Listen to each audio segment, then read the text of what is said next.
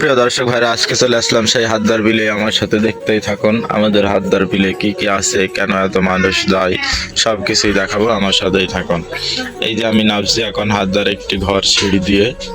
এই সিঁড়ি দিয়ে পানির ভিতরে অনেকেই আসে ছবি সেলফি তোলার জন্য, আমিও নেমে গেলাম।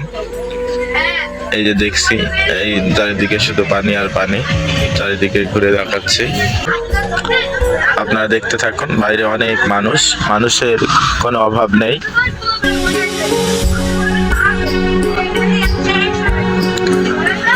হঠাৎ করেই দেখলাম এখানে অনেক লোকজনের ভিড়, তাকাতেই দেখলাম বাইলা খেলা চলছে।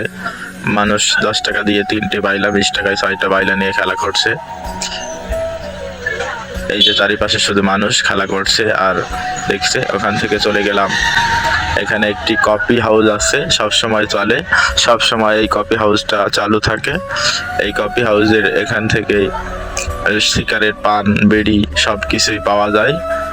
এখান থেকে আরো দেখাচ্ছি আমাদের গ্রামের একটি মানুষ, তিনি জুস বিক্রি করছে। এই যে বোতলে জুস। 2টি ঘর রয়েছে পানির ভিতরে তৈরি করা, খুবই সুন্দর দৃশ্যটা, আমার কাছে খুবই ভালো লেগেছে। আপনারা আসবেন ঘুরতে, ভালো লাগবে।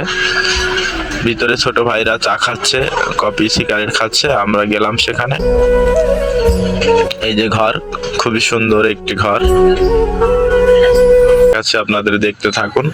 রাস্তার এই পাশে টেবিল চেয়ার ভিড়িয়ে মানুষকে বসানোর জন্য একটি সুন্দর জায়গা করেছে, সেটা দেখার জন্য আমরা গেলাম।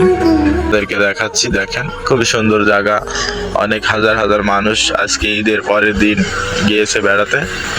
কসমেটিকের বাজার বসেছে, কসমেটিকের চুড়ি, অনেক কিছুই পাওয়া যাচ্ছে এখানে। বাচ্চাদের খেলনা, অনেক সামগ্রী বিক্রি করছে, অনেক মানুষ কিনছে। খুবই ভালো লাগলো দেখে, আপনাদেরও ভালো লাগবে, আপনারা আসবেন।